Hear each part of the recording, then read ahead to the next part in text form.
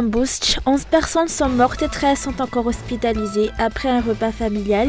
Suivant une cérémonie de communion, environ 50 convives ont été intoxiqués, dont le garçon célébré, décédé lui aussi. À Tananarive, le nombre de décès suite à l'empoisonnement à imirikacine a été porté à 25 personnes. Le taux de réussite au CPE à Tananarive a connu une légère augmentation par rapport à l'année dernière. Mais face aux difficultés économiques, de nombreux parents choisissent désormais les écoles publiques pour leurs enfants.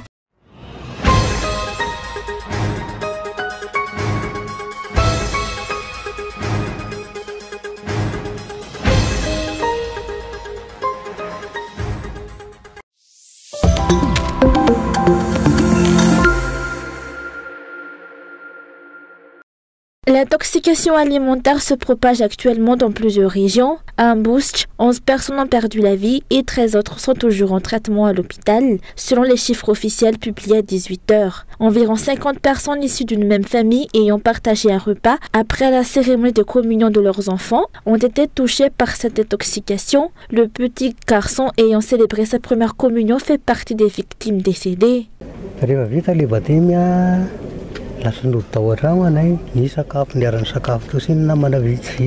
Après la cérémonie, nous sommes rentrés déjeuner avec les invités. Aucun incident ne s'est produit à ce moment-là.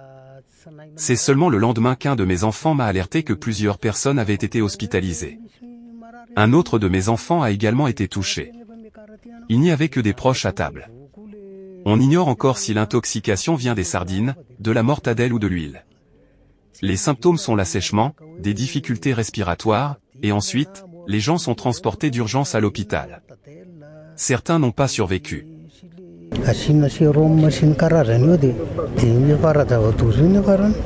À ce stade, l'aliment à l'origine de cette intoxication mortelle à Mbouch n'a pas encore été identifié avec certitude. D'après les premières constatations, certains ingrédients utilisés pour le repas ne portaient ni date de fabrication ni de péremption, rendant difficile l'évaluation de leur état.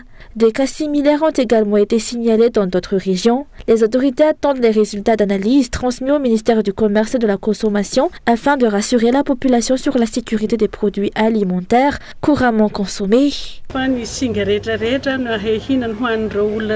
Tous les restes du repas huile, gâteaux, condiments, mortadelles, mayonnaise ont été envoyés à la capitale pour déterminer l'origine de l'intoxication.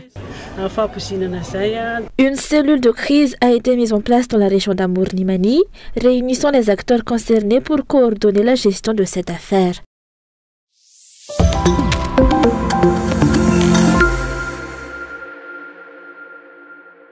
Depuis 9 jours, soit depuis le 15 juin, date de son admission au CHU Géra, et jusqu'à aujourd'hui 24 juin, l'enfant de cet homme qui a souhaité rester anonyme n'a toujours pas repris connaissance suite à l'empoisonnement survenu à imirikacine. Ce père de famille dénonce la négligence et la prise en charge superficielle des victimes de cet empoisonnement volontaire qu'il considère comme l'une des causes de l'augmentation du nombre de décès. Alors que des vies sont en jeu, les dirigeants semblent incapables de proposer une réponse concrète à cette intoxication alimentaire. Les résultats des analyses censées identifier les substances toxiques introduites dans les aliments et ayant causé la mort de 25 personnes à ce jour tardent à être publiées. Plus d'une semaine après l'incident, sans aucune communication officielle, il est pourtant crucial de connaître rapidement les résultats des analyses pour accélérer le traitement des malades. Ceux qui soignent les patients devraient être des experts, vu la gravité de la situation.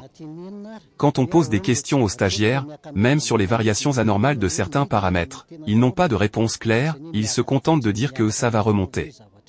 L'oxygène de notre enfant est tombé à 37. Ils ont dit que ça allait remonter petit à petit, puis il a fallu le secourir en urgence car il ne pouvait plus respirer. Les appareils à oxygène sont partagés entre plusieurs chambres, alors que chaque chambre devrait en avoir un. On ne voit pas vraiment ce que les autorités font. Il y a un vrai manque de suivi, et c'est ce qui a coûté la vie à beaucoup de personnes. Si les malades avaient été bien pris en charge dès le début, il n'y aurait pas eu autant de décès. Il faut aussi que les traitements soient basés sur les résultats d'analyse. Nous, famille de patients, sommes dans le désespoir. Je ne critique pas les stagiaires en tant que tels, mais des cas aussi graves ne devraient pas leur être confiés. Les défenseurs des droits des consommateurs insistent de leur côté sur l'urgence d'un contrôle strict des produits mis en vente sur les marchés. Face à la prolifération des produits périmés, ils soulignent aussi la nécessité de prévenir les coupures d'électricité qui pourraient être l'une des causes de la détérioration des aliments à l'origine de ces intoxications alimentaires.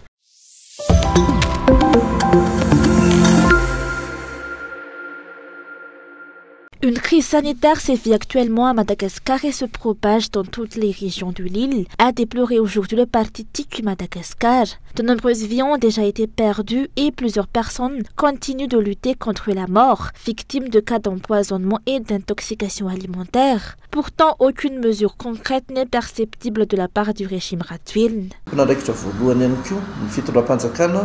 Les dirigeants portent une part de responsabilité dans cette situation, tout comme la Jirama.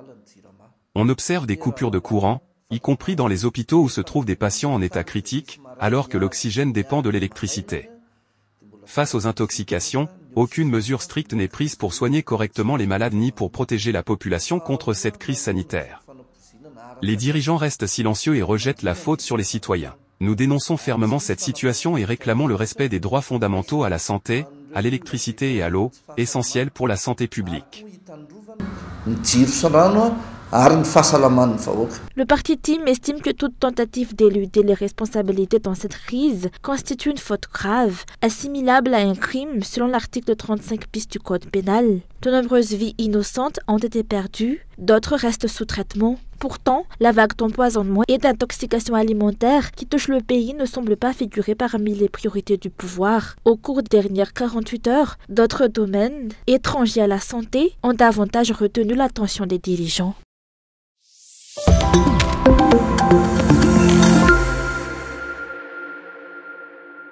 Le taux de réussite à l'examen du CEPE a connu une légère hausse cette année par rapport aux années précédentes. Pour la capitale, il était de 83,9% en 2024 et atteint 85,9% cette année scolaire. Les résultats officiels pour Atalanajiv ont été publiés hier soir et affichés dès 6 heures ce matin dans les établissements scolaires. Face aux difficultés actuelles, de plus en plus de parents se tournent vers les écoles publiques pour la suite de la scolarité de leurs enfants. Pour beaucoup, ce choix est dicté par les résultats économiques. On ne peut plus se permettre d'être exigeant dans la vie actuelle. Selon eux, l'essentiel étant que les enfants puissent poursuivre et achever leur scolarité.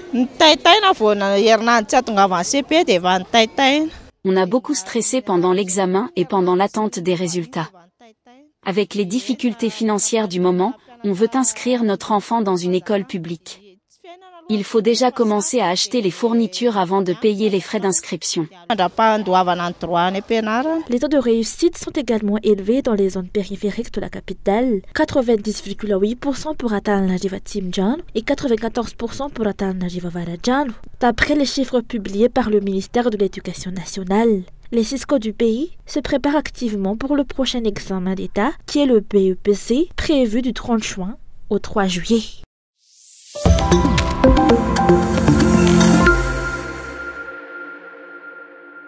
De nombreux jeunes ne sont plus en phase avec leur identité malgache, selon les sociologues, en ce mois dédié à la langue et à l'identité malgache. Bien qu'ils soient nés à Madagascar, beaucoup méconnaissent la culture et les coutumes du pays. Nombre d'entre eux aspirent davantage à partir à l'étranger qu'à rester pour contribuer au développement national. La maîtrise de la langue malgache en est un indicateur significatif. On remarque que nos enfants rencontrent des difficultés, certains ne parlent que français à la maison, et même en malgache, c'est compliqué. Il y a aussi un manque de vocabulaire pour exprimer les concepts liés à la technologie. Beaucoup ne savent pas utiliser le malgache pour communiquer efficacement. Même entre enfants venant de différentes régions, on se comprend difficilement.